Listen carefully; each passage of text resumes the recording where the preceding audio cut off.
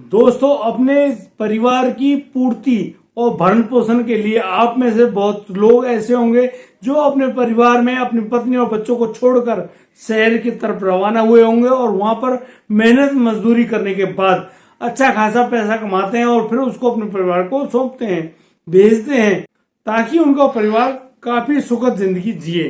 दोस्तों, ऐसे ही एक व्यक्ति शहर गया हुआ था खाने कमाने के लिए, यानी कि उसकी नौकरी लग जाती है शहर में नौकरी करने के लिए। जैसे ही वह जाता है, वह अपने घर में अपनी पत्नी को अपनी माँ के पास छोड़कर जाता है, लेकिन उस व्यक्ति के पास फोन पहुंचता है और पता चलता है कि उसकी पत्नी अपने प्रेमी को लेकर भाग चुकी है। दोस्तों, इतना सुनकर उस लड़के के पैरों तले जमीन खिसक जाती है। आखिर क्या हुआ पूरे मामले में, आइए विस्तार से जानते हैं। नमस्कार, आदाब, सत श्री अकाल दोस्तों, मैं भीषण प्रकाश स्वागत करता हूं आपका हमारे YouTube चैनल किस्से क्राइम पर। दोस्तों, हमें सब्सक्राइब करें और नोटिफिकेशन की बेल को अवश्य दबाएं। दोस्तों, बेहद ही हैरान करने वाला मामला सामने आया है उत्तर प्रदेश की बरेली से। उत्तर प्रदेश की बरेली के मचकई थाना क्षेत्र में एक गांव है बेला कला। बेला कला का वह नवयुवक होता है। वह नवयुवक अपने हाथ में शिकायत पत्र लेकर जैसे ही एसपी साहब की ऑफिस के सामने बैठा हुआ होता है और एसपी साहब के आने का इंतजार कर रहा होता है। दोस्तों, जैसे ही एसपी साहब अपनी ऑफिस आकर पहुंचते हुए युवक खड़ा हो जाता है और उनके ऑफिस जाने से पहले एसपी साहब के सामने हाथ जोड़कर गुजारिश कर रहा होता है और उसे कह रहा होता है कि साहब, मेरी पत्नी मुझे छोड़कर भाग गई अपने प्रेमी के साथ। वह हमारे घर से गहने और जो नगद रुपए रखे थे उनको भी लेकर भाग गई है। मेरी माँ को जान से मारने की धमकी तक दे गई है। आप लोग इस शिकायत पत्र को ले लीजिए और मुझे न्याय दिलाने की कोशिश कीजिए। इतने में एसपी साहब अब उस युवक को साथ लेते हुए अंदर जाते हैं ऑफिस में और उसको कुर्सी पर बिठाते हुए एसपी साहब सुन रहे होते हैं कि आखिर क्या हुआ है। तो यहाँ पर वह युवक बताता है कि जो उसकी जुलाई में एक जो शहर होता है, वह बताता है कि उसकी आगरा में एक कंपनी में जॉब लग जाती है।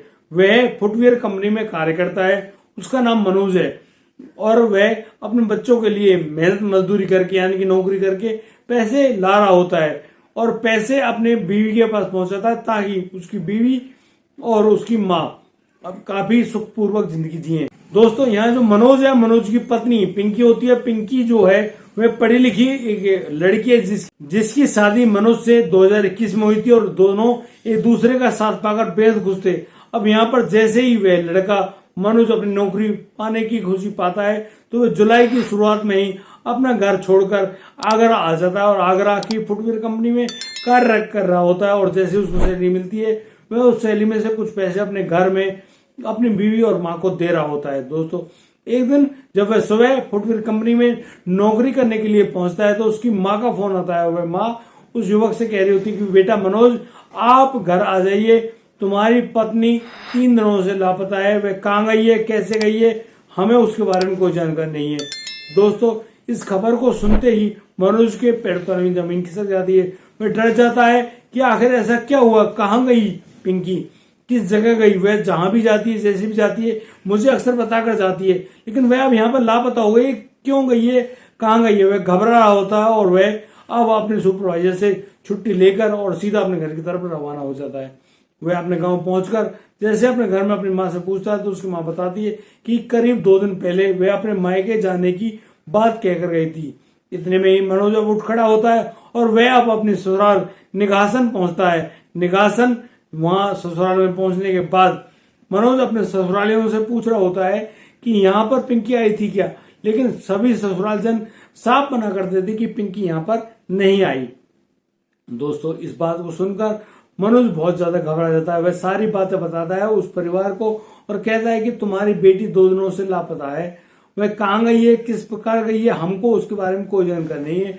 वह घर से तो यही कहकर निकली थी कि वह अपने घर जा रही है, लेकिन तुम लोग मना कर रहे हो कि यहाँ वह आई नहीं है, तो फिर वह गई कहाँ।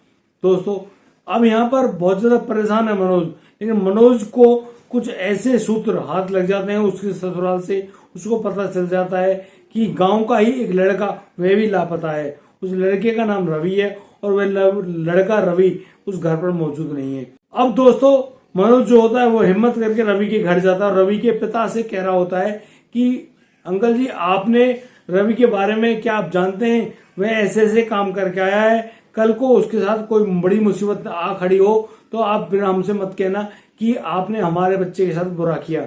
उसने हमारी जो पत्नी है उसको अगवा कर लिया, यानी कि उसको भगा कर ले गया है। वह कहाँ गया है हमको उसके बारे में कोई जानकारी नहीं है। यदि आपके पास रवि का फोन नंबर हो तो आप हमें अवश्य दे दें। दोस्तों यहाँ पर रवि का परिवार रवि के फोन नंबर तो उपलब्ध करा देता है, लेकिन जैसे वो नंबर पर संपर्क करने की कोशिश की जाती है तो उसका नंबर स्विच ऑफ मिलता है।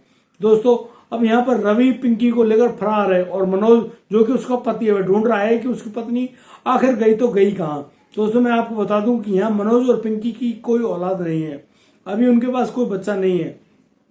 दोस्तों अब यहाँ मनोज मायूस होकर अपने घर लौट आता है और दुखपूर्वक अपने घर में रो रहा होता है, परेशान हो रहा होता है और कह रहा होता है कि पिंकी मैंने तुम्हारी सभी जरूरतें पूरी करने के लिए सभी कार्य किए, लेकिन तुम मुझे इस प्रकार से धोखा देकर जाओगी तो मेरा क्या होगा। अब यहाँ पर उसके ढाढ़स को उसकी माँ बताती है और कहती है कि बेटा कोई बात नहीं, अब जो हुआ वो तो हो चुका है, उसको ढूंढने का प्रयास करो और थाने में जाकर तहरीर दो।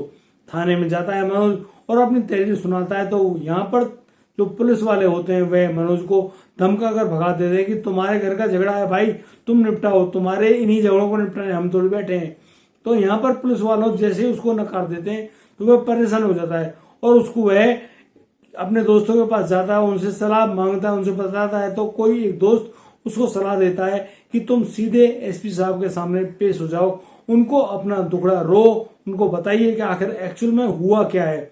अब दोस्तों मनोज उस शिकायत पत्र को लेकर एसपी साहब के सामने आया है, उनको शिकायत पत्र देते हुए कहता है आपको जो भी उचित लगे इस शिकायत पत्र के अनुसार आप अपनी कार्रवाई जरूर कीजिए, लेकिन उन पुलिस वालों को भी जरूर समझाइए जिन्होंने मेरे द्वारा दी गई सूचना के आधार पर कोई भी एफआईआर रिपोर्ट या कंप्लेंट दर्ज नहीं करी, उल्टा मुझे ही धमका कर भगा दिया है। भाई वाह, बड़ा अजीब है ना, खाने कमाने के लिए अपने बीवी बच्चों को अपने घर छोड़ जाओ और वो बीवी बच्चे अपने शारीरिक आपूर्ति करने के लिए अपने प्रेमी के साथ भाग जाए। ये कहाँ का नियम भाई, बेहद ही शर्मनाक है।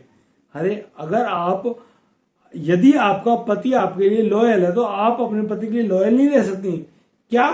ऐसी आग लगी हुई है? नहीं, ये बेहद ही शर्मनाक है। ये हम सभी के साथ इस प्रकार की घटनाएं हो सकते हैं, लेकिन दोस्तों हमको कहीं ना कहीं तो उनसे बचना होगा ना।